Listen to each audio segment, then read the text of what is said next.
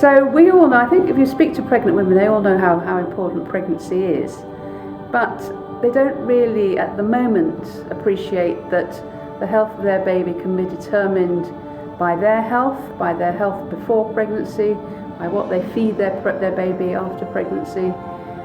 It's commonsensical when it's explained, but most people don't appreciate it yet. And so I think the concept of the DOHaD Society is to spread that message. And we try and spread that message right across the world. We've got members in 75 different countries at the moment.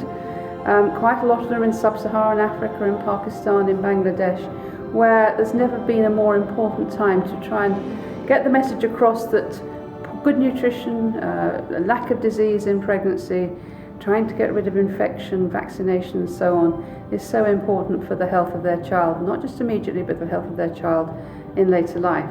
We now know that many diseases, common diseases like diabetes, obesity, hypertension, can be associated with those early life adverse events. So if a baby is born small, it's more likely to become diabetic in later life.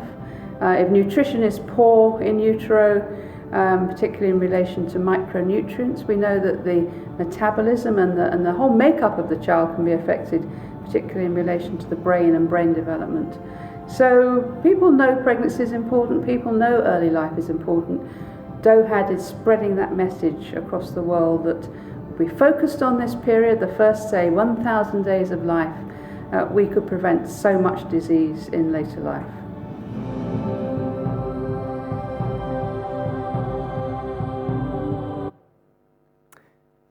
Those introductory remarks from DOHaD Chair Lucilla Poston. Ladies and gentlemen, welcome. On behalf of the DOHaD Society, I'd like to acknowledge the traditional owners and custodians of these lands, particularly the Wurundjeri tribe of the Kulin Nation. It's on their ancestral lands that the Melbourne Convention and Exhibition Centre is built, and as we gather here tonight, we recognise the contribution of the oldest continuous culture in the world. We're proud of our connections with Australia's First Peoples and pay our respects to them, to their elders, past, present and emerging. My name is Ian Henderson. I'm the convener for tonight's public forum. Some of you may remember me as the voice of doom from ABC TV's 7 o'clock news. And I promise I'm a changed man now, and there'll be no doom-saying tonight, just a lively discussion of the latest research on adolescent health and the way forward to a brighter future. Nowadays, I've retired from mainstream journalism, and my real job is part of the support network for the newborn twins in our family. So, as I ponder their future and intergenerational legacy, I'll be following tonight's contributions with very great interest indeed. And there's some real food for thought there. The latest research around the world suggests all chronic health conditions, physical and mental, have their origins in early life. Most of that research has focused on the time between conception and 2 years of age, a period researchers refer to as the critical first 1,000 days. But we now know that adolescence from age 10 through to about 24 is also a critical window. Tonight, our aim is to hear from some of the experts and to listen to and engage with the voice of youth. And to make sure your voices are heard, we'll also be seeking your questions on adolescent mental health, Indigenous health and diet and exercise. All that in a moment, but first this message of encouragement, I suppose, from a great supporter of DOHaD, the British author and broadcaster, Dr. Michael Mosley.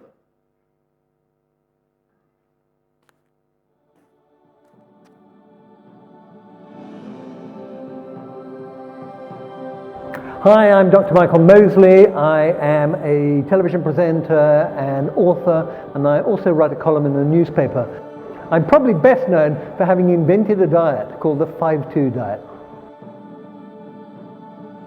So I think the DOHaD is really interesting and important because what is very clear is that an awful lot of diseases which happen later in life, their origins lie back in childhood or indeed sometimes even before that.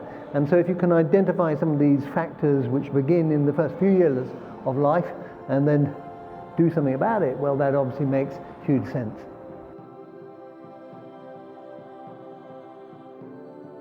I mean, adolescence is a really difficult time because profound change, a lot of challenges, there's a lot of anxiety about your place in the world and your future, and it's a time when, frankly, people, they drink too much, they eat a lot of junk food, and that's kind of the thing about being an adolescent.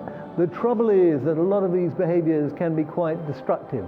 So that eating a lot of junk food may feel great at the time, but it makes you kind of fattier, spottier, and there's emerging evidence that it also encourages anxiety and depression. So these are all reasons why it's actually a good idea to start looking at your diet even really quite early on in your life. Now, one of the really exciting things that's happened in the last few years is the emerging science of the microbiome. That's the 1 to 2 kilos of microbes that live in your gut. And for a long time people thought it was a pretty boring area, but it turns out that there are 100 trillion of them down there, at least 1,000 different species. It's like a giant rainforest down there in your gut. And these microbes are not just sort of passive, they're doing all sorts of things. We know, for example, they have a big influence on things like weight, but also on things like mental health. That extraordinarily enough, they can send signals to your brain. They produce neurochemicals like dopamine, which can kind of make you feel better or make you feel worse. And similarly, they produce these agents which either encourage inflammation or discourage, dampen it down. And again, inflammation seems to be a very important thing when it comes to depression and anxiety. So we are just learning so much about the importance of what these little critters in the gut do. And you can influence them by what you eat, and I guess that's one of the other big understandings. I think one of the things that's really clear is the quality, the diversity of your gut bacteria is kind of getting worse and worse. And that's due to a whole range of reasons. It matters because just like, the planet, it's important that we have this huge diversity of living forms. And exactly like the rest of the planet, we're slowly wiping them out. Species are going extinct. So they're going extinct out there in the wild, but also going extinct in your gut. And that matters because an awful lot of these species which are going extinct are known as the old friends. They kind of evolved with us, and one of their roles, for example, is to dampen down the immune system. And if that doesn't happen, then you get things like asthma, eczema, and things like that. But they're also there to do things like, reduce inflammation to the brain. And so we're really dependent on old friends, and you need to nurture your old friends. Look after them, because once they're gone, they're gone. Okay, so the thing which I find, the reason I'm actually feeling very optimistic at this moment is that people are really beginning to understand that drugs are not going to save them. By drugs, I mean medication. Just going to your doctor and hoping your doctor is going to sort out your life by giving you a few more antibiotics or a few more pills. People realize that is not going to work, that you have to kind of take control over your own fate. And so, particularly in places like Australia, people are generally looking at ways of improving how they eat, what they eat, when they eat. There is a big drive to increase activity. There is a big realization that getting a decent amount of sleep every night is unbelievably important. And there is much greater emphasis on understanding the importance of stress, depression, anxiety, and things like that, particularly in adolescents. Because unless you can kind of sort those out, then it's very hard to sort the other things out. Because frankly, when I'm feeling down, the one thing I want is to reach for a nice donut or something like that. I know it isn't what I should be doing, but it's kind of what I feel like in that moment in time. So I do think the fact that, as I said, people are more openly talking about issues around mental health is a really, really good move. In order to keep in good physical and mental shape, it is important to keep your weight down, BMI of somewhere between 20 and 25. It's also important that you are as active as possible throughout the day and that you get a decent night's sleep. If you're a teenager, then you probably need at least 9 hours, which very few teenagers get. And if you're an adult, it's somewhere between 7 and 8 hours. I do think prioritizing sleep is really important. I hope you have an absolutely fabulous time, and I do think it's an absolutely brilliant cause.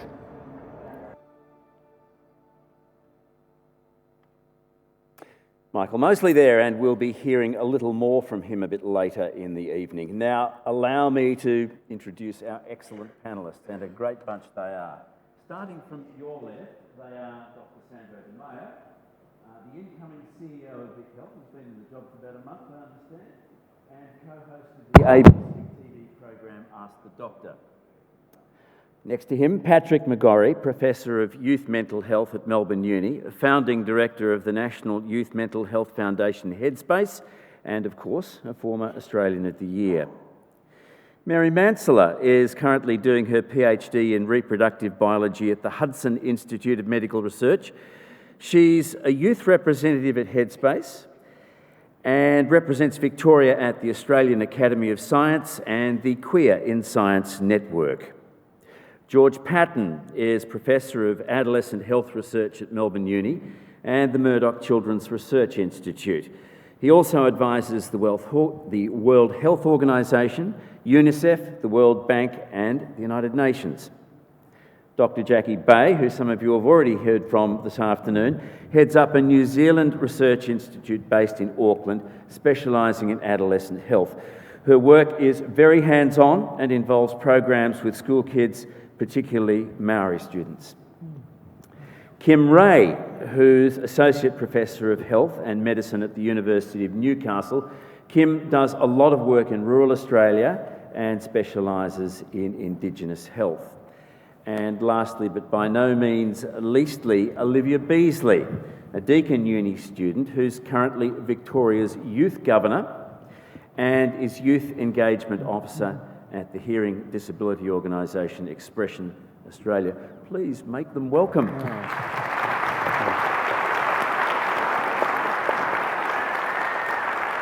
And while you're at it, a gesture of appreciation for our brilliant signers, Paul and Cindy.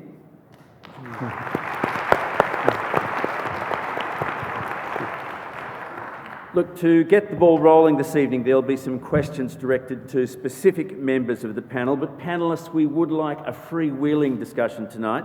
So within the normal rules of courtesy, please feel free to butt in if you feel you have an illuminating point to make. No holds barred, but the Marquess of Queensberry rules do apply. And then, of course, there'll be an opportunity for you, our audience, to join in. You can either make your way to one of the 4 microphones on the floor here to ask your question live, or you can make your contribution online by following the directions on the screen to access the program Poll Everywhere. There we are. So if you're that way inclined, it's available to you. One final point on the rules of engagement. We do have a lot to fit in the next hour or so, and from time to time I may have to cut short our discussion to move things along. So bear with me, it's all in the interests of everyone getting a fair hearing. So let's get down to business. And first up, the issue of adolescent mental health.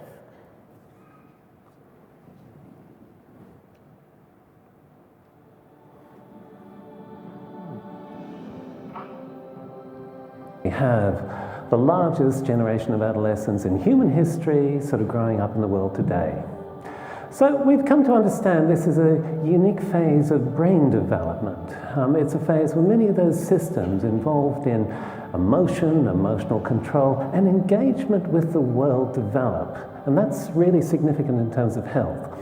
So if you actually think of adolescents as biologically programmed to engage with the world beyond their families, and in turn, how they engage with that world shapes every aspect of their development, shapes their identity, shapes their health, shapes the capabilities that they acquire during these years and take forward into adult life. So we've taken a recommendation here that we need to take a broader lens on adolescent health. That lens goes beyond health. it really goes to everything else that's happening in the lives of adolescents, including the schools which they're attending, the communities in which they're growing up, and the ever-changing world of media, including social media. Now, we believe if we can actually attend to the health and well-being of adolescents during these years, it will bring a triple dividend. It'll bring a dividend in terms of the capabilities an adolescent acquires during these years and takes forward into adulthood. That will have benefits for health, not just during adolescence, but right across the life course. And thirdly, this is the next generation to parent, and the health and capabilities they take into that most important role are determined during these adolescent years.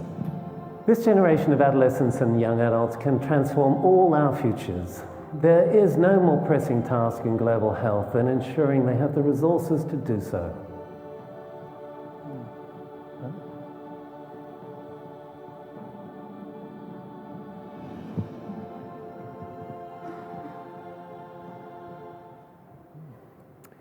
George Patton setting the scene there for us, but first to you, Pat McGorry, if I may. It is a staggering statistic. 1 in every 4 young Australians experiences a mental health issue. Predominantly, what sorts of issues are we talking about here, and why are they sweeping up so many youngsters these days?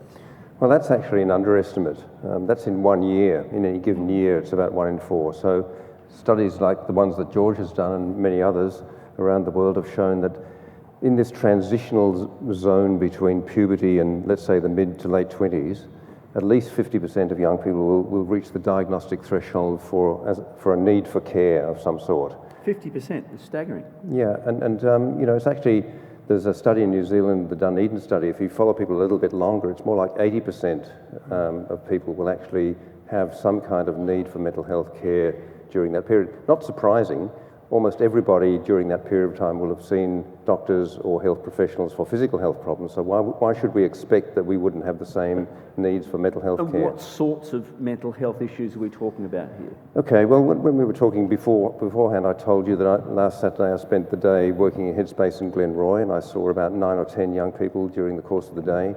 It was a very broad range of problems, and we see people in the very early stages of problems, and it usually begins with anxiety or maybe a little bit of depression mixed in over time. It's like an emerging cascade of distress which goes in different directions and can end up with various labels like psychosis or anorexia, but usually these things are complex mixtures that the young people have not read the textbooks, and so they don't fit into our neat little categorizations. But they definitely have distress, they seek help, they need special types of care. Integrated youth health care is what we've developed to meet those needs.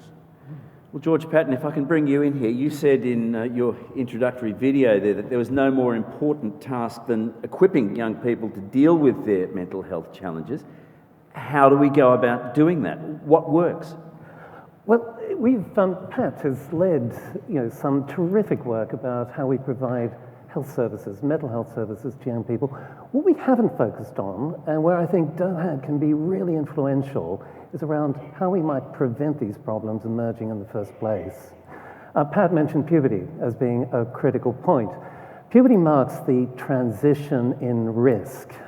It rises as a child passes through puberty for a whole range of mental health problems. We know that the form of puberty, that is, whether it occurs early or late, is also really influential as to whether there is that risk for mental health problems. And we know that what happens during those years of pubertal growth and maturation also matters. So being exposed to adversity during those years has a big effect. So what kind of adversity is important? Well, it's what's happening often with your peers.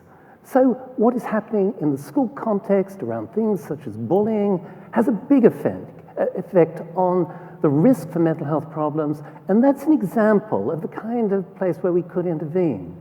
We have a study here in Melbourne, the Childhood to Adolescent Transition Study, which is following 1,200 young Victorians and their families and their teachers on this journey. And there's a big transition in there that we think is really important, the transition from primary to secondary school. It's one that we've really neglected. It's a time when everything changes in the life of a young person. Your peer group changes, you move from a little school that's nurturing to a big school which is impersonal, where the culture is very different, the relationship of your parents to the school is different. We think that's the point where we need to be intervening, and that policies to smooth that transition and make schools a better place will make a big difference to mental health. Well, let's hear from the voice of youth. Olivia, how big a concern is mental health amongst the young people you deal with? And what are we doing well and not so well in attempting to support them? Right now, there are many young people who are telling their story, what's happening to them. I have this problem, or they're being told you may have this problem, but young people are not getting the solutions. That's what's missing. So we know what's happening and how we can solve that problem, but we're now trying to address it from happening in the first place. So there's a lack of solutions. Many young people feel they're thrown, like you said early on, the transition between primary school and secondary school. That time of transition is difficult in terms of preparing for those things that happen in life. People don't have a crystal ball, they don't know what's going to happen in their future life, but looking at prevention strategies. Many young people just don't have enough education as well, or resilience to present themselves to those situations of life where they can prevent those things happening. I'd like to build on that. People who are deaf in particular don't have a lot of access to that information that is available in the mainstream, so they're at higher risk of incidents of mental health, either at that point in time or in their future life. They're able to assimilate that information. As I said, really, for me, it's the lack of solutions. And also psychology services, counselling for people who are deaf, not having access to those in their first language, therefore having to have them mediated by interpreters. What is working well is that there's so much awareness out there. There's a lot more awareness. It's okay for this, it's okay for that, compared to the non-digital era. In this digital era and social media era, there's so much information awareness raising, but it's the solutions. That's what I find is missing now. So there's lots of information out there, but what can young people do? Mary, if I can bring you in here, you yourself have been there, haven't you? What helped you in your battle against depression? Yes, so in 2014, I was hospitalized for almost 6 months at a youth psychiatric ward, suffering from my first episode of depression. It was horrific. I withdrew from my studies, I withdrew from society, and I crawled into a really dark place. I didn't quite understand what was happening. I think in part there was a self-stigma. I couldn't quite understand why I would feel certain ways, or why I couldn't connect, or why the world seemed to no longer make sense. And what helped for me being in that space was the education and also feeling connected at a really foundational level with my friends, with my family, with my mental health professionals, with the allied health, going really back to basics to try and understand what was happening to my mind, what was happening to my body, how there were things happening neurochemically that I couldn't quite control, and needing to address that first in combination with therapy. And those two together saved my life. Yeah. Sandro, you'll soon be up to your eyeballs in policy positions at VicHealth. How do you see the priorities in this area? It's a great question. And I just want to start by saying how much I appreciate the way Professor McGorry sort of introduced the issue. And I think there's still a big issue that we have in society around stigma of mental illness and mental health, and describing it that way that, you know, by the time we're in our 30s, you would expect to have confronted some sort of physical health issue. So why wouldn't you expect to have had some sort of mental health challenge along the way as well? And I think that normalising framing is really, really clever and helpful. Certainly there are some important things going on in Victoria at the moment, the Mental Health Commission being one that we hope will give, and we think will give us some really helpful insights as VicHealth into how we can expand our programs into mental health prevention for young people. I think we're still trying to work out, you know, what those specifically are for us, and a month into the job, I'm certainly asking those questions myself. But I think my interest is also in how do we integrate mental health prevention into some of the other prevention spaces that we know are so linked to the risks of mental, or of mental health in general. So looking at, nutrition programming, looking at physical activity. We have a lot of investment, a lot of footprint in sporting clubs across the country. So we're looking at how do we make sure that sporting clubs that are normative in many, particularly regional settings, are important stages for those difficult conversations, are normalising mental illness, but also having conversations about mental health. And then we're also looking at, for example, how we can build resilience in young people. So, what are the apps and the programs that are currently being utilised that a lot of people are paying a lot of money to do? Which of them have evidence? Which of them can we support to build evidence to make sure they're actually evidence-based, and that young people, when they are deciding to take steps to get help, are getting the help that's actually going to be useful? I'll just throw a general one out there and see who picks it up. How do we be more proactive rather than reactive to the whole issue of adolescent mental health? Could I jump in? Yep. Because I think it's great to have this spectrum of proactivity, if I can put it that way. We're talking about prevention where we can, and what's the next best thing to prevention? That's early intervention. And the whole mental health system, Sandro just alluded to the fact we've got a Royal Commission in Victoria, the state that we're in here, which has been set up because of the collapse of the public mental health system and so people get late treatment if they get treatment at all. And so proactivity is incredibly important across the board. And so that if you think about the stages of mental ill health, from zero when people are well but maybe at risk in certain ways that Sandro and George have been talking about, then stage one when it's the very early signs and when you've got the chance to really nip it in the bud if you intervene early with effective evidence-based treatments. And then, I suppose, proportional treatment after that, which Mary was talking about. And I loved Olivia's comments about solutions. There's a lot of mapping and description and not much solution-based intervention work going on.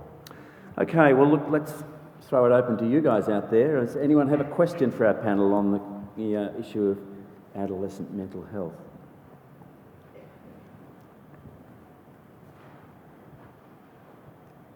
No one making their way to the microphone just yet. So look, we might press on.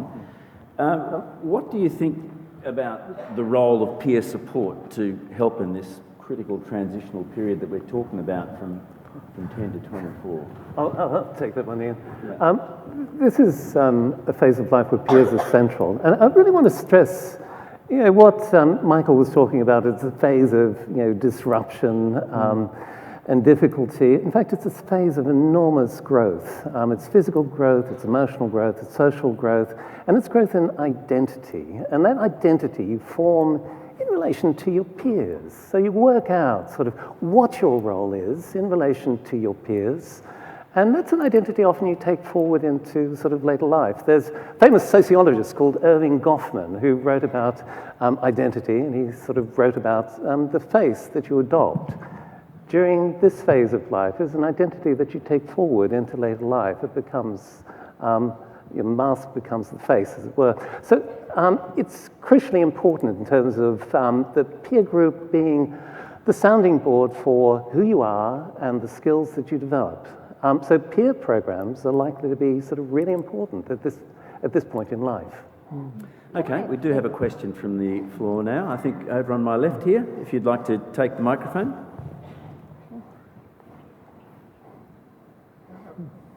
Maybe, I just want to comment about mental health issue for adolescents. You guys talking about mental health and for adolescents, certainly, these kind of young people, they are not just a matter for mental health. They are students usually. They are usually in school, and they are not only their bodies is developed, but also their knowledge is deep. They are learning something as well in the school. So when we try to think about mental health issues, I think certainly school is a very important environment where we can try to do something to prevent mental health problem. I think school certainly is a very important environment for us if we think about prevention. Okay. So I wonder what can we do in school can do better to prevent mental health issues in young people? Yep. Pat, what do you have to say about the significance of the school environment to help create the right environment for kids? Well, I agree with George. I think it's a potentially toxic environment with bullying, and I haven't seen many schools do very successful things about that. So that's why I'm thinking the solutions are very important. But in general, I mean, George has done research in schools. He might like to comment about this, but we think it's very important. One thing I would say is that all the effort, and we're talking about young people in transition, and we talked about the top age being 24. The group that always miss out are the 18 to 24-year-olds. We focus a lot on schools, and we don't actually focus on tertiary students or young people who have actually at the peak period of risk, actually, that 18 to 24 year period. So I wouldn't just go with schools, although they're very important. But George, any thoughts? Look, just on schools. Look, schools can be very powerful, and intervening in schools can have huge effects on mental health. We've recently done a big study in Bihar with Vikram Patel, who's a famous psychiatrist in the area, a big randomized controlled trial where we're trying to make schools a better place for young people, with a big focus on relationships with peers and other students. The effect sizes that we saw were absolutely profound, both on school engagement and on mental health. So it was in fact a win-win. A win for the education sector in terms of engagement with school, but also better mental health, which in turn has knock-on effects on educational attainment. If I can just make a comment there, I think what's also important is the relationship between the school, the family and the community, and just if I could maybe comment about some initiatives that are going on in New Zealand around bullying, for instance, where there's a very strong lead from schools to ask the community and the students themselves what are some of the things that are causing this. And it's very exciting to see, for instance, whole communities deciding to shift the way that cell phones are used by very young adolescents during the day, and deciding as a community to work together. So it's not a decision that is imposed on the school and the community, but they're building that together. So I think that's important. And I'd like to say the same. I think in New South Wales, there's mental health is an initiative that is addressed in a number of different KLAs, key learning areas across schools, and there's huge amounts of work that are going to not just educating students themselves, but also educating whole of schools, and including parents and other community members coming into schools. Well, look, that might be an appropriate time to shift focus a little, because we're going to be hearing a bit more from Jacquie and Kim after our next intervention. Whether it's mental or physical health, young Indigenous Australians and New Zealanders are disproportionately at risk. Here's a scene setter.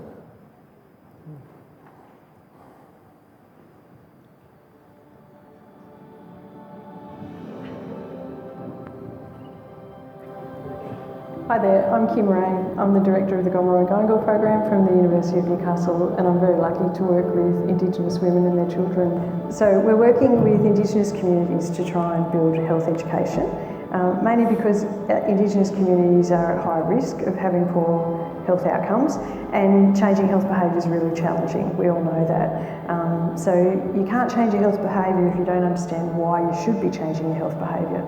And that's happening through a mixture of the arts, culture and education.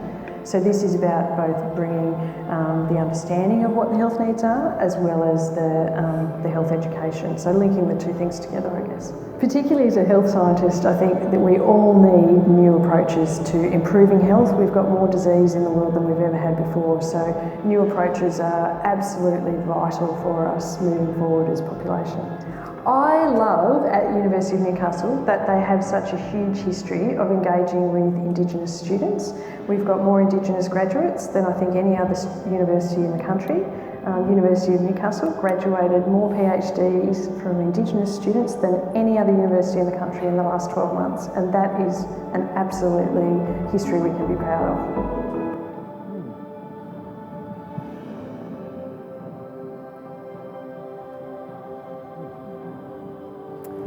And Kim Ray is, of course, here with us tonight in the flesh. Kim, you make the point in that video that you can't change behaviours unless there's an understanding of the need for change. How do you get Indigenous kids and indeed their wider communities to buy in? I think it's about having a shared conversation, and it's not just starting as a health researcher. It's actually sitting down with communities and going, what are your needs? What do you see that's important for your community? What are your health concerns? And starting from that point and really hearing from them what their concerns are. And I think that for us has been vital, and I think you would say much the same for you guys as well. Absolutely, and whānau or family is central to those conversations. Jacquie, Maori kids show similar patterns of disadvantage. How have you gone about turning that around in the programs with which you've worked? So the programs that we're working with put the young person in the position where they can explore evidence, but alongside thinking about their culture. So decisions about what they might like, so very much looking at what would I like this to be, like my health and well-being. What does that mean to me? And health and well-being from a Māori or a Pacifica perspective includes not just physical well-being or mental well-being, spiritual well-being, our connection to our environment, our emotional well-being. So it's being holistic. Well, I think we'd all agree with that. It's not just a micro problem, is it? It's a macro problem. There needs to be a broad functioning acceptance of cultural base. Is that sort of what we're saying here? Yeah, very definitely. I think for us, with the Gomeroi program that I'm involved in, is we work really closely with the school communities as well as with families. And as the school communities come to us and say, okay, look, we're working with year 10s at the moment. The year 10 kids we're seeing, there's a problem with, they're not understanding nutrition. We're seeing too much junk food in the schools. How can you help us with it? And we then we combine the use of arts. We do a lot around arts and culture, and while we're doing arts and culture, we have dietitians working with the kids at the same time. So it may be that they're making artworks around bush tucker and traditional stories around nutrition. So it's a shared learning. I learn as much from those sessions as the kids do, which is really important. And what's really important is that the young people come up with and create the decisions of how they might change things. We can't impose things on young people. Humans don't follow rules. And so young people need to be able to explore, look at options, and they need to bring their cultural perspective from the culture of being a young person, as well as from their different family cultures that they're bringing together. So really important that the young people are coming up with solutions, and we're supporting. Tell us a little bit about your canteen program, because that may well be a good case in point of exactly how that process works. Okay, so I think you're referring to something that came out of Te Reora College in the Cook Islands, where young people had been exploring issues around health and well-being, and non-communicable diseases have an enormous, devastating impact on that community. And one of the things that the young people started talking about was, well, maybe we shouldn't be having fizzy drinks. There's already a sugar tax, but maybe we should ban them from the school. So it wasn't imposed on them. They started talking, the parents started talking, and the school gradually built that decision together. And that's been running now for a couple of years. Could I just maybe broaden this out a little bit? Because, I mean, obviously the idea of an intergenerational deficit plays out in the Indigenous sphere, but to what extent, from your understanding of the latest research, what evidence is there that poor physical and mental health outcomes aren't just confined to an individual or group of people, but have a kick-on effect to their kids and even grandkids? Are we talking about something that's not just corralled off in this generation? I think we can talk so much about Indigenous mental health, and I think the effects that we see of colonisation on many of our Indigenous communities have left substantial trauma within the population that have been felt through multiple generations.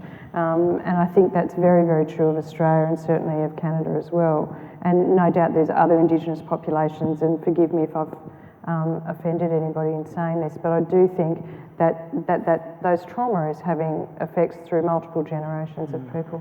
Those, just in terms of intergenerational mental health, and this is not specific to Indigenous communities, we, until fairly recently, thought that postpartum depression and perinatal depression in mothers has a profound effect on child development as well as a devastating effect on mothers. We used to think of that as a disorder that was somewhat confined to the period of pregnancy and the postpartum. We have looked at that and looked at the question around the extent to which women who have postpartum depression have a history prior to pregnancy. And we found in our work here that about almost 90% of women with postpartum depression have a history prior to pregnancy, mostly going back to the adolescent years. So those adolescent problems that emerge at that time have a knock-on effect to the next generation for that reason.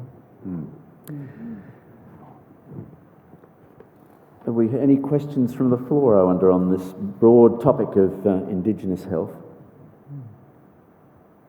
Inviting a question or two.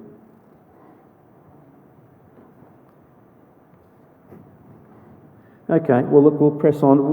Pat McGorry, what do you think are the best strategies for improving Indigenous mental health? Have you explored that area at all? Or? Yeah, I think we have to some extent, but it's an incredibly underdeveloped area.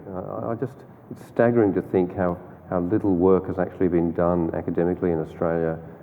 There are probably, I can only think of 2 or 3 academic psychiatrists that I've been aware of in my sort of career that really focused on it, and it's had very little support, I'd say. We now at Orygen, where I work, our research institute, have a number of PhD, Indigenous PhD scholars and postdocs, but you know, we're trying to develop it and embed it within the Headspace platform as a focus, absolutely, and we're learning a lot, you know, just along the lines of what you were both saying, actually.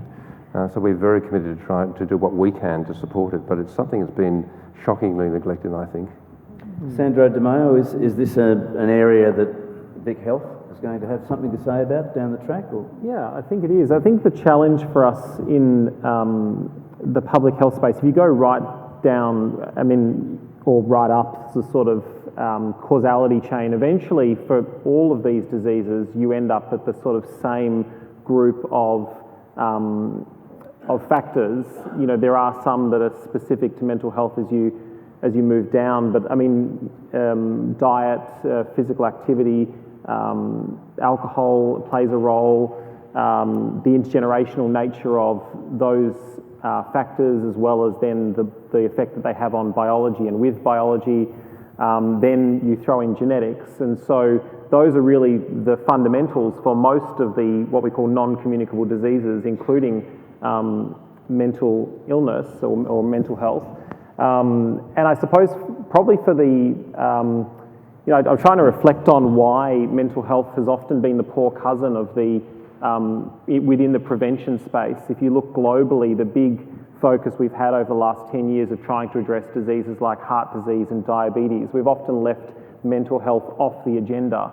And I think in part it's because there is still a confusion among policymakers of what are the effective interventions for very early prevention, or those same interventions are in fact the same interventions that you would be implementing for other diseases like diabetes and heart disease. So improvements in, as I say, diet, physical activity, and I think there is still actually some work to really characterise what are the effective early prevention methods that we can be implementing in populations. And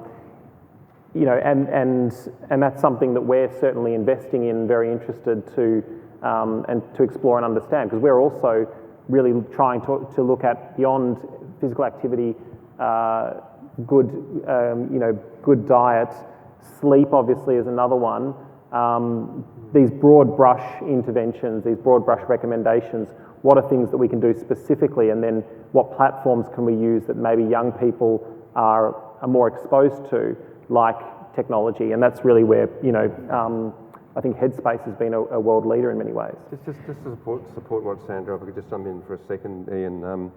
I think it's been, poor cousin's a word that's used a lot, but the World Economic Forum about 8 years ago did a major report showing that mental illness, it was part of trying to make a case for it being properly included in the NCDs, which Sandro's worked in this area a lot. And it didn't work properly, it didn't fully work, but it made an incredibly strong case because it showed that the economic impact of mental illness was double the impact of cancer. And you look at the funding that's devoted not just to the treatment but the prevention of cancer. I mean, it's just chalk and cheese. So we've got a lot of catching up to do in this space, and it'll have a huge effect on the world if we can actually do some more effective things. Can I ask a question? You may. I mean, Pat, what do you think, or maybe everyone, but as a policymaker and as someone who's worked at WHO, how much do you think it's because of a lack of understanding or stigma? Like, what are the major barriers to further investment and to really integrating it into the 4x4, the classic sort of NCD agenda, and using that as a platform for global action? What's stopping us? It's a great question. I think it's basically discrimination. You can call it stigma, but that's a nice way of saying discrimination. So it's that even within our health professions, it's still a big problem. And it's also, like I think George and you both said this, a lack of confidence in the interventions, a lack of confidence in the solutions. Even when we've got effective solutions, we've got a Royal Commission because we have not implemented what we already know works. We have got a lot of interventions that do work in mental health care, they're just not delivered to the people. And if we had successful, positive programs like Headspace, that's given us a lot of confidence because we got data that shows that it works, people trust it, positive brands, confidence, self-belief. Those are the things, and the psychiatry profession has been partly responsible for that. George, you're itching to have something to say there? Yeah, look, I think we've had some pressing agendas elsewhere in the life course, and I think, early life, we've had very high rates of early childhood mortality.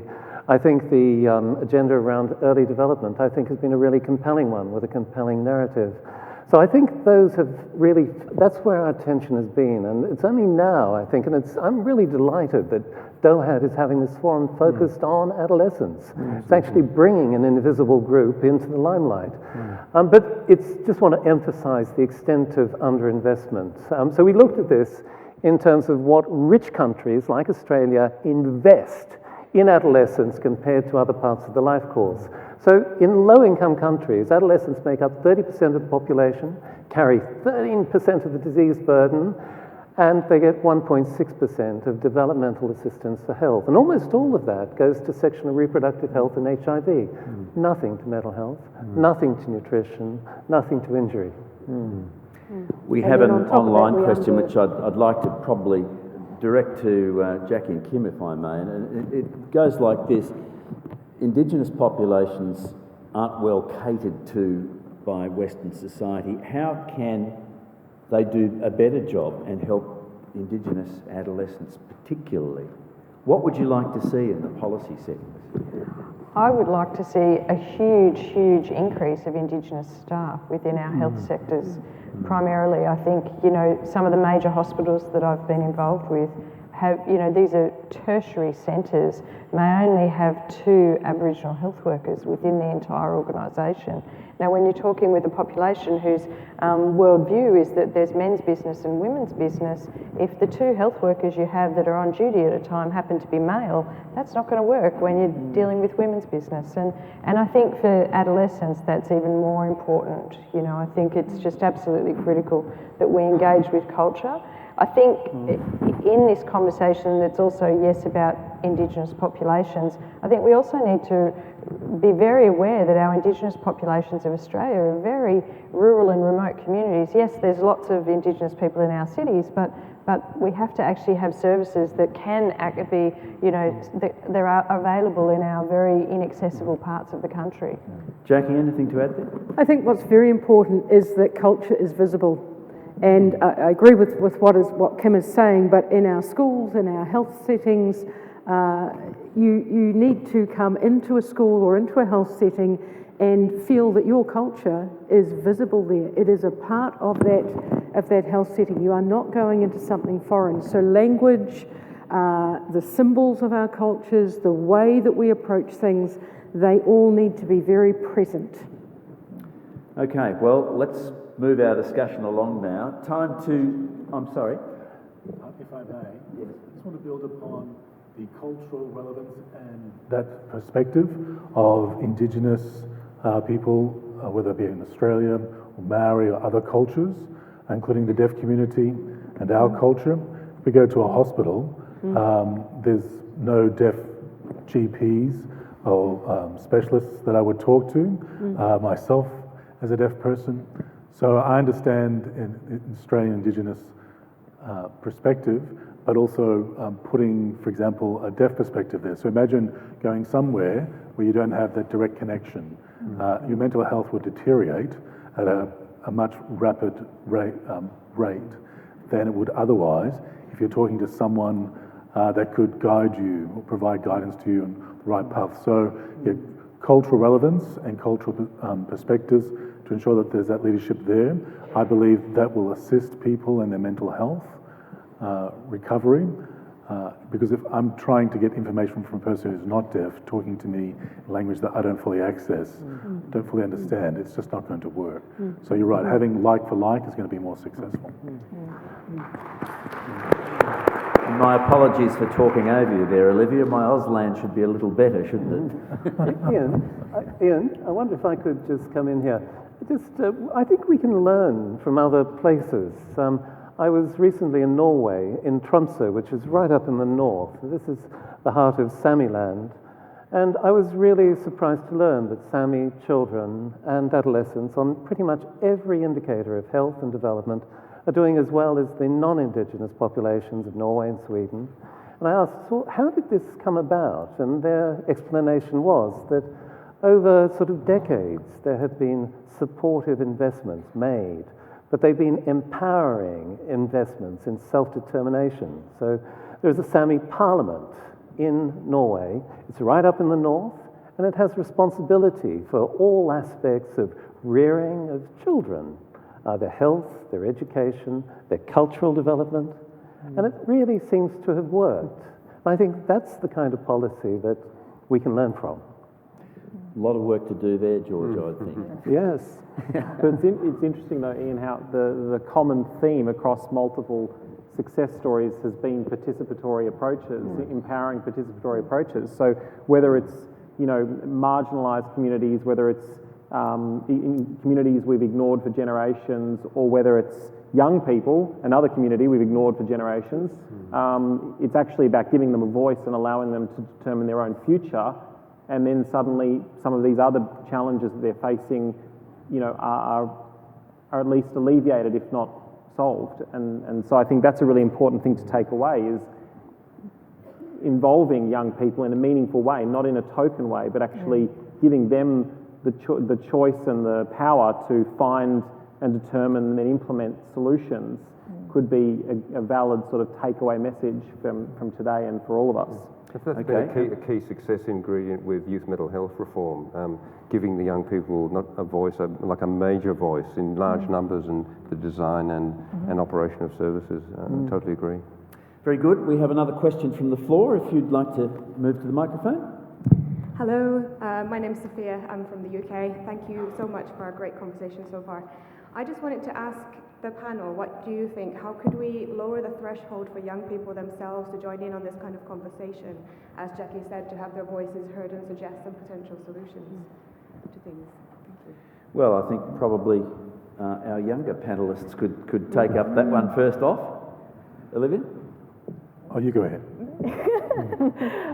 Well, events like this, involving us in conversations like this, we are experts by experience. We exist in this generation and we have insights that other generations may not, because we're living in the thick of it. And really listening to us and respecting to our insights. Headspace does a great job, as well as Orygen, as really partnering up with us at every step of the process to make sure that young voices are heard, young voices are integrated, young voices are very much at the forefront of the revolution that they're bringing forward. And I think really embracing their insights, their ideas, is really critical to the success of it all. Olivia, anything you'd like to add there? Yes. Young people can teach older people something, older people can teach young people something. There can be a fair exchange. Often we don't have voices because older generations from times gone by underestimate what younger generations can do and achieve, including their creativity. So this is a wonderful event here. I really appreciate the opportunity to be on this panel, to have a voice, to be able to share what my generation wants to share with this panel and this audience. So there are so many wonderful models, like, for example, the YMCA Young CEO program, which brings young people to people who are in a different generation, providing different opinions to hear what younger people are thinking about today, to then embed those thoughts and opinions into processes. So not consultations, we don't want consultations, we're involved in co-designing processes for and with young people.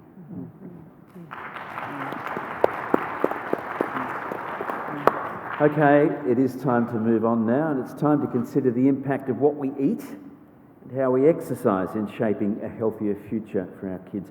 Here's Michael Mosley again.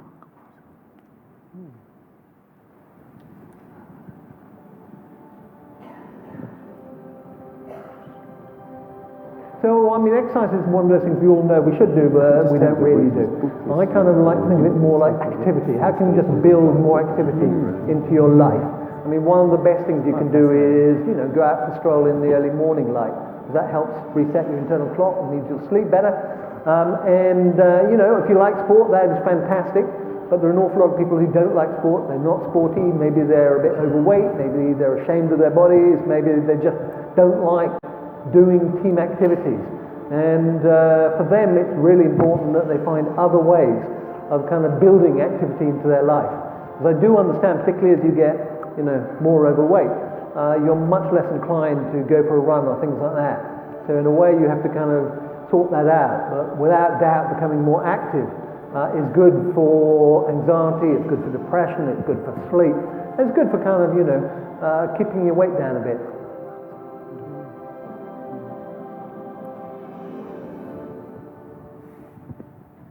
Okay, Sandro, we see there that 1 in 3 Australian adolescents is overweight or obese, setting up a higher risk of chronic disease in later life.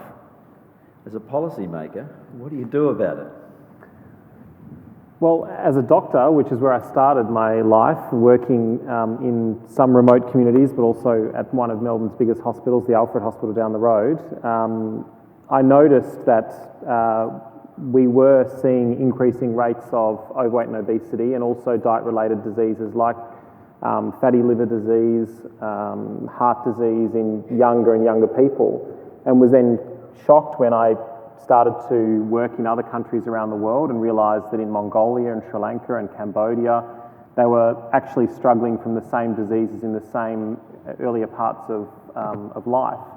So first of all, this is not just a challenge that we face here in Australia, it's a challenge that actually the entire planet faces. There's no country in the world where child obesity is not currently skyrocketing, and there's no country in the world that has managed to curb the rates of child obesity. Will not hit our 2025 or 2030 global targets. And in fact, in Australia, we have 1 in 4 to 1 in 3 young children are now overweight or obese, and data I was looking at today is very frightening. It shows that in fact overweight and obesity is affecting children in Victoria actually younger for some reason than around the other parts of Australia. Also that the socioeconomic, that means basically poorer kids in Victoria have higher rates of overweight and obesity, about 50% higher than the higher income kids. So there's a strong social gradient. So it's a huge challenge. It's linked with a number of different things, diet being the main one, but also physical inactivity. And then some of the solutions are the same things we've discussed. There are enormous opportunities in school to implement programs that are highly effective, but we do need to start earlier in life. We know that in fact a healthy weight and all of the biological, not only the risks of weight gain and the risks of disease if you have weight gain, but also the risks of severity of disease are not only dictated by your socioeconomics, your postcode, your income, but also in fact by the intergenerational nature of nutrition and malnutrition, that in fact the quality of nutrition while you're developing in the uterus of your mother, in fact even before that, the quality of the nutrition of your mother when she's an adolescent has flow-on effects for not only your nutrition at birth, but your nutrition across the early years of your life, and in fact the nutrition even possibly of your children.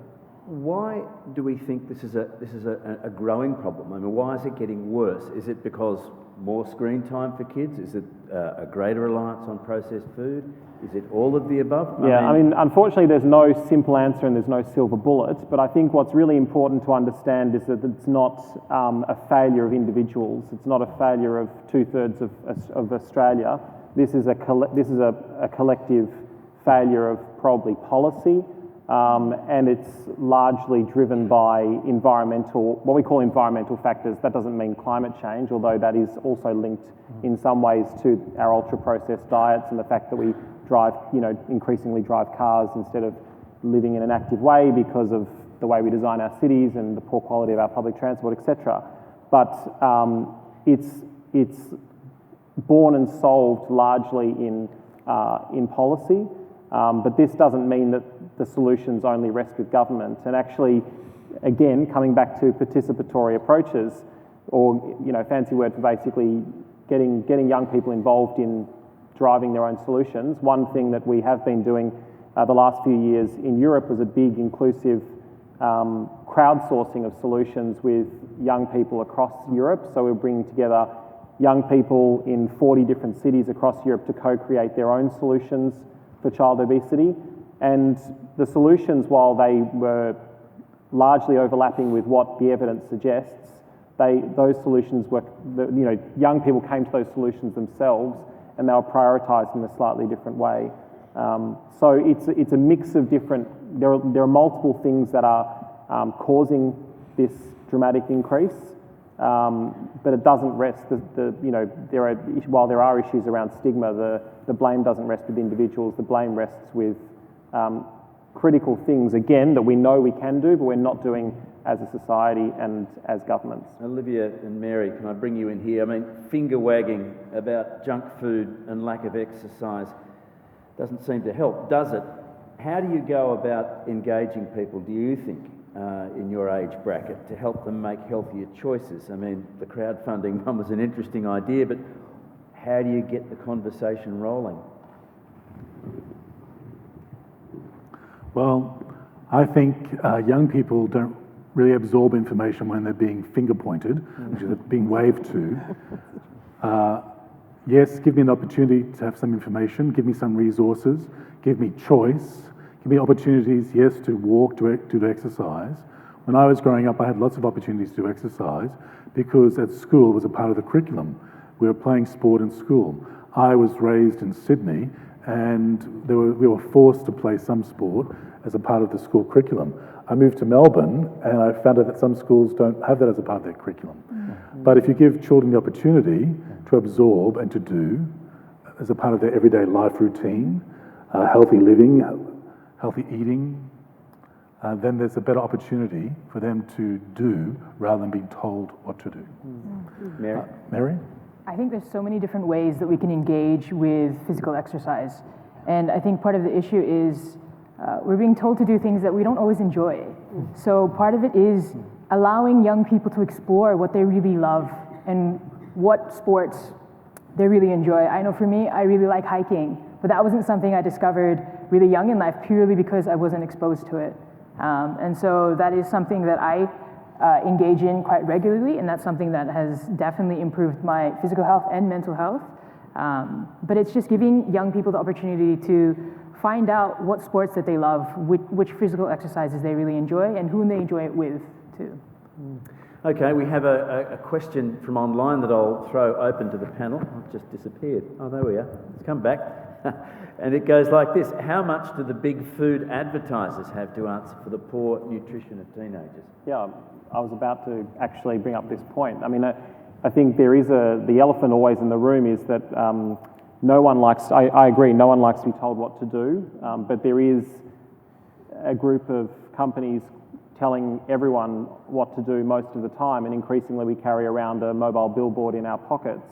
And you, Ian, you were saying outside that, you know, Siri now listens to you and tailors your social media advertising specifically to you, and that's the world we live in now, that you can actually hyper tailor the advertising related to what the individual has just entered into their Google search, or the email they just got from a friend, or it scans even what they're saying actually in the car on the way home. It aggregates all of this information, and then it will advertise food, usually food that is profitable, because they're the ones with the biggest advertising budgets. Profitable foods are usually calorie dense and nutrient poor. They're high in salt, fat and sugar.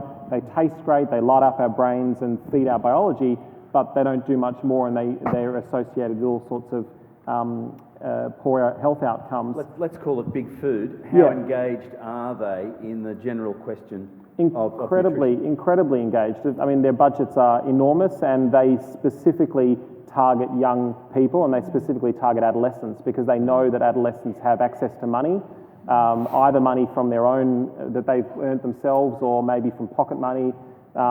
They know what they want, they know what they don't want, and they're still quite influenceable, not necessarily as influenceable as maybe some other ages, but they are still incredibly influenceable. And I would encourage anyone who hasn't seen it already to look at, Jamie Oliver launched a campaign 2 days ago called Bite Back 2030, and basically it shows the nature of hyper-specified advertising, of the fact that they can now build the algorithm of advertising on your tablet or your phone specifically for you, and it's almost exclusively for unhealthy foods. I'll just end by saying, on a more anecdotal level, I've come back from living 10 years abroad, watching, not the ABCN, you'll be happy to know, but watching television in Australia now. I mean, every advert in the time when, you know, The Block, Survivor, Bachelor, shows that feed my soul, and that my guilty vices. I'm addicted to Gogglebox, but anyway, that's a different story. But the shows that are specifically targeting younger generations, the adverts are all for junk food, alcohol, sugary drinks, gambling. I mean, it's almost impossible to find an ad that's not for one of those four things now. So advertisers know that young people have money. They know that they are shapeable, they're moldable to a certain degree, and they are huge dollars for big food and big soft drink companies. Okay, we have another question from the floor. The microphone is yours. Hello everyone, I'm Preeti Khanna from University of Delhi, India. I have a question for Dr. Sandra. Sir, I'm actually working in the field of nutritional neuroscience and dealing with adolescents aged 13 to 15 years. And I'm pursuing my PhD in the same subject. So, during my findings, I found that not only the overweight and the obese children, but also the underweight children are prone to, developing mental health symptoms. So I wish to understand that what dietary recommendations as a policymaker would you recommend so that we can follow it as a sustainable, low-cost diet back home? That's a great question.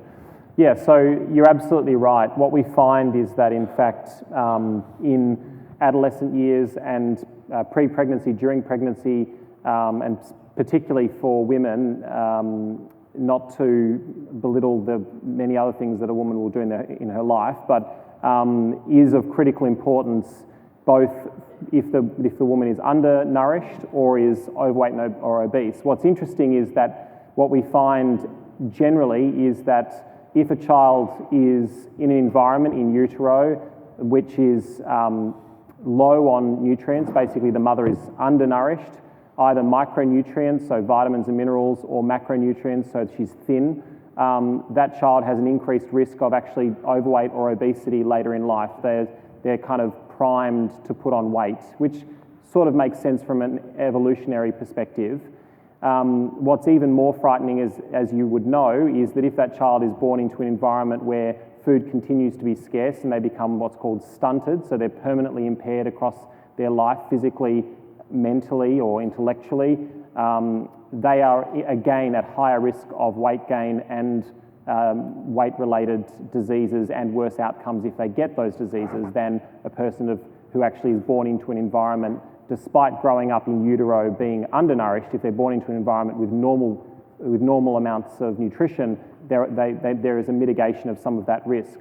What we also see is that if the children are born into life and they put on weight too rapidly, that also seems to increase their risk of long-term chronic disease. And then the opposite. So if a mother is overweight or has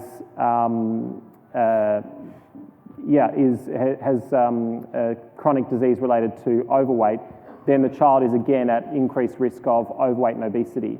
And this explains some of why we're seeing such an enormous increase in child obesity and also chronic disease at lower BMIs in many developing economies around the world.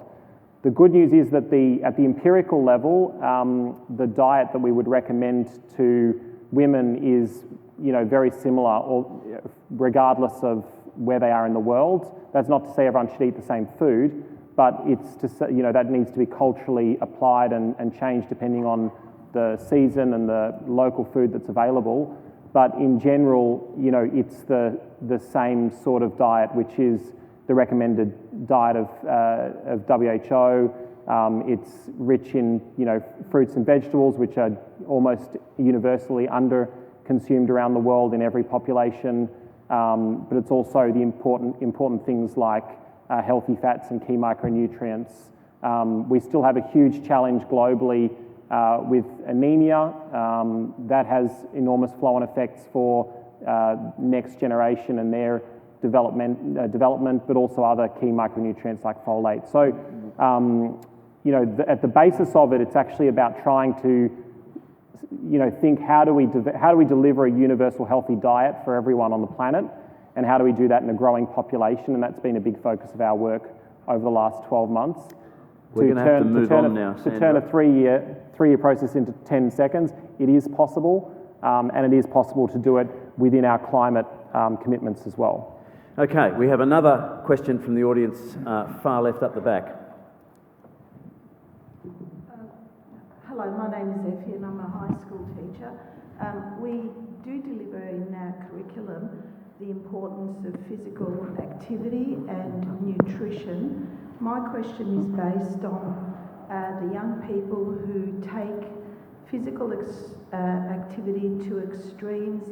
They start to normalise exercise and it does become a bit obsessive compulsive that could lead to long-term physical ailments. At what point can we intervene to prevent problems with excessive physical activity? Because we're normalising, they're feeling really good with all the happy chemicals that they're trying to get through their physical activity, but at the same time we are seeing that there are some young people who become obsessive compulsive. Anyone like to have a stab at that one? Yeah, it's a tricky question. What's the challenge is still there in the extreme? Yeah, look, I think what you're saying actually illustrates how everything in adolescence is actually connected. So nutrition, choices around exercise, mental health. So you sound like you're talking about somebody who has a problem with body image.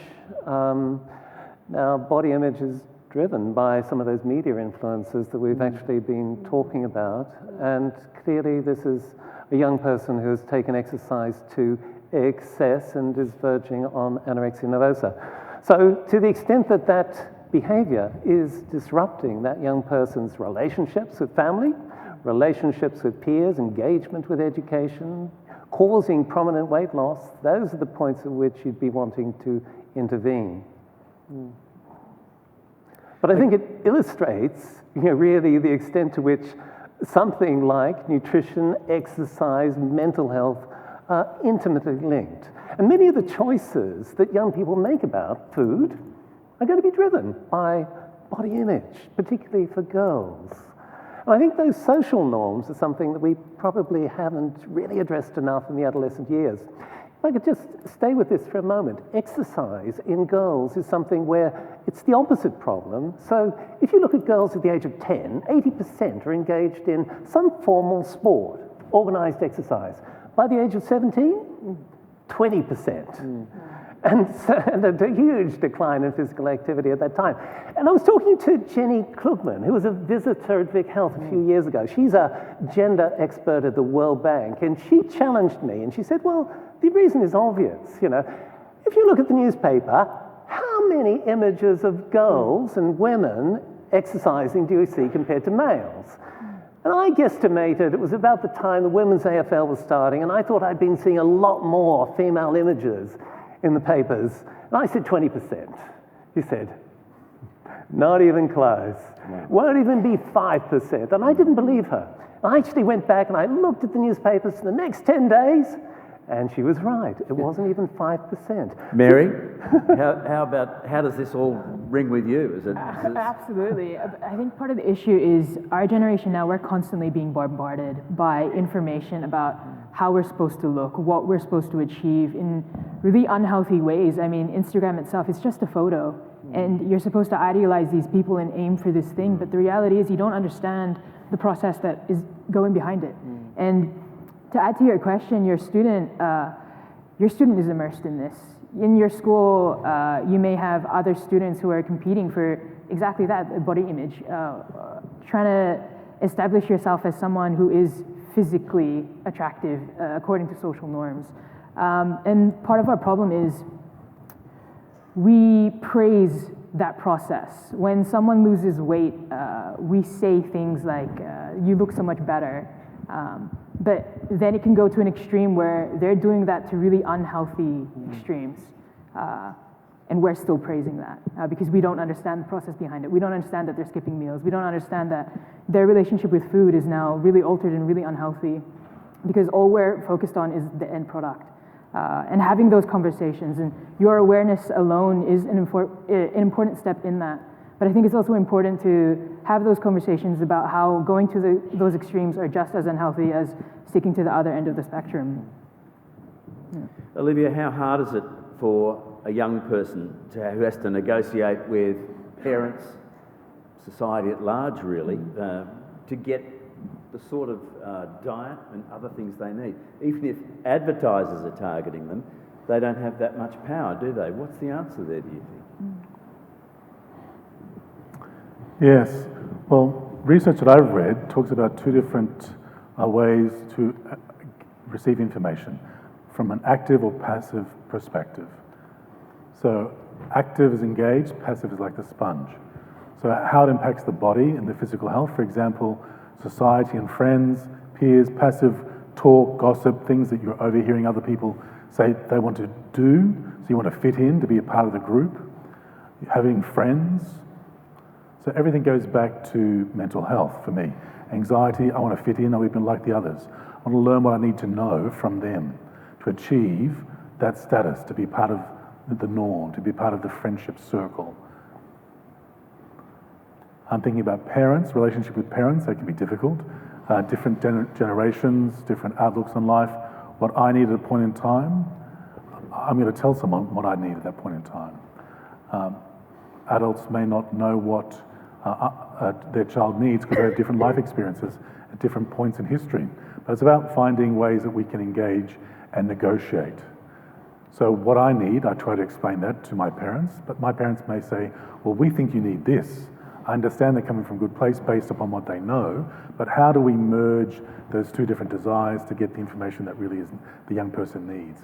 In terms of active or passive reception of information. The source of information, the trusted source, often is friends first, family second. advertising is powerful. Like you said, there's so many missing gaps. In terms of covering those gaps, identifying those for different generations, this current generation requires different information presented in new and different ways. Thank you, Olivia. Look, it's been a terrific discussion, but unfortunately we are now just about out of time. So I'm going to ask our panellists one by one, and briefly if you would, to give us one final thought each, your take-home message for the audience, if you like. We'll start again with you, Olivia, and move back this way, I think. So your final take-home message. Okay, we're living in the digital age. We cannot remove digital technologies.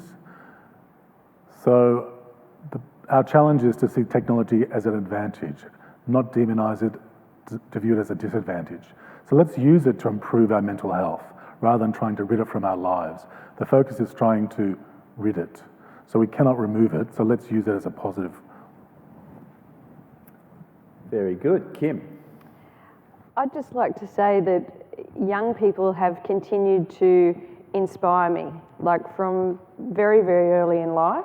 And I've been a teacher, I've been a mother, and I think we as scientists and as researchers, we need to use those inspirational children and adolescents as well to build aspirations among their own generation. Yes, we can guide, but use actually the strength of those people themselves, because they're incredible. Hear, hear. Jacquie? Adolescence is an opportunity, not a problem. And I work with adolescents. I was also a teacher for many years before I became a researcher. And adolescents want to be seen as people who have a vision for the future. They do care. They do want to get involved. We need to listen to their voices, and we need to give them voices and not see them as a problem. Adolescence is a wonderful opportunity.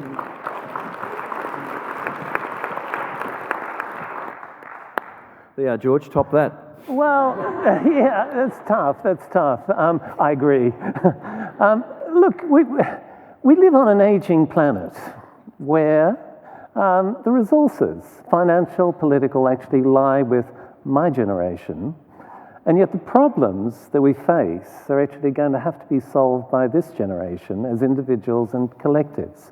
So I think my message is we need a different kind of intergenerational contract with this younger generation, one that provides the resources that they need and the opportunities that they need to solve these problems. Mary, you're... that was a very passionate clap there. I think you really did hit a note. Mary, yours? Yeah, so since 2014, so since my first experience with mental illness, over 1,000 young Australians have died from suicide. Over 1,000 young Australians, these young lives, that is far too many. One is far too many. And this generation must change that. And so we must engage, empower, and educate our young people to be the leaders for our next generation. This is our future, and we have the capacity to do that. We just need your help.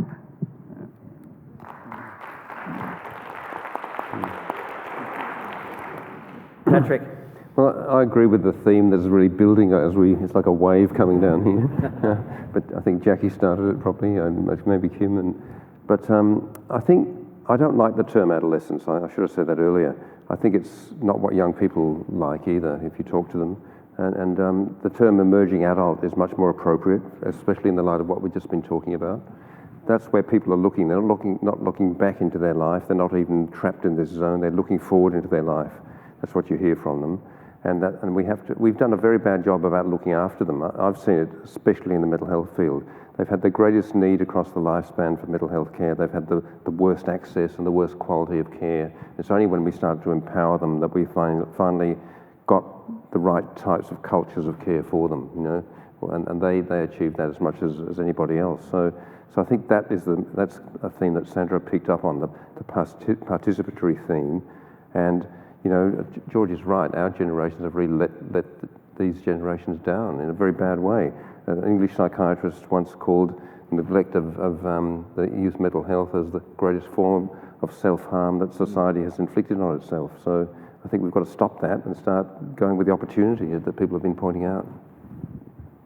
And Sandro, yeah, I don't to you know. goes the final word. Not a huge amount more to add, but just to say, I mean, we talk about young people, and we need to empower young people. I think young people are empowering themselves as well. And if we look over the last couple of months, the millions of young people who are taking to the streets, demanding a better future for them and for our planet on all of our behalves, and I've been there with them a number of times, and are incredibly proud, excited, and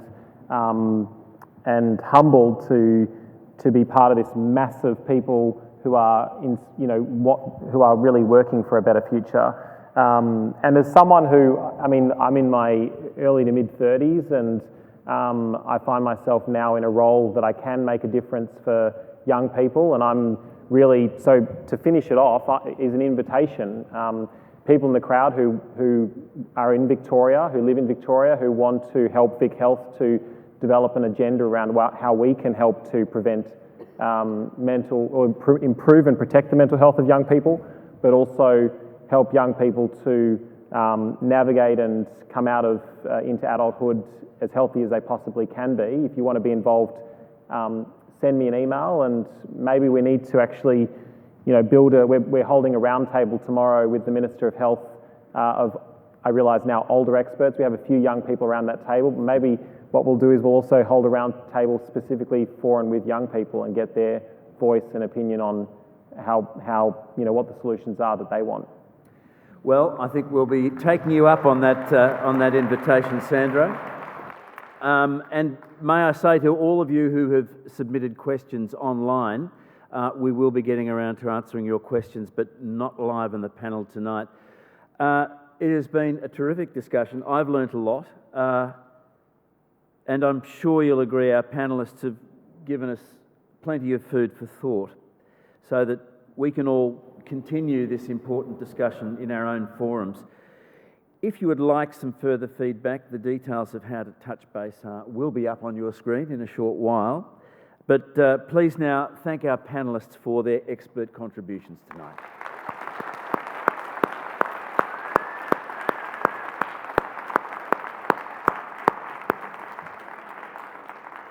We have one favour to ask of you. If I could have that question up again, please. Before we leave you and we leave this topic, we would like you all to indicate via the online poll where you think we should be heading next on this discussion. We'll distill your answers and make sure we get them back to you. For now, thank you for your attention tonight. I wish you all a happy and healthy future and a very good night.